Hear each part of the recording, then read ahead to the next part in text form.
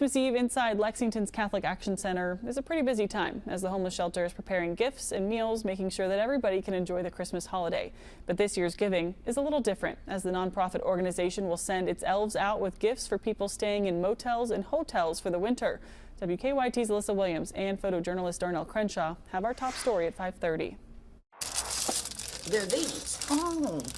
I didn't Do they know have to if be you put together? You just, they fold open. On this Christmas Eve, Catholic Action Center Director Jenny Ramsey and staff are decorating the shelter for the holiday. Because it is one of the most important days of the year. It's the day that speaks of love. They want to make sure the more than 100 folks who stay in this shelter wake up Christmas morning to gifts and a good meal. Getting to see the joy on people's face when they realize that they do count. People like Addison Thomas, who call this shelter home. Thomas says he hasn't felt Christmas joy in about 5 years. Been kind of lonely, and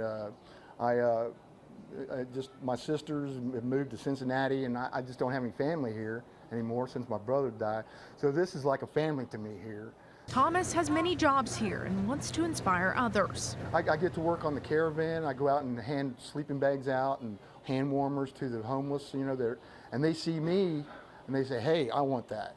I hope they do, and that they want to get off the street and come in here and get back on their feet again like I am.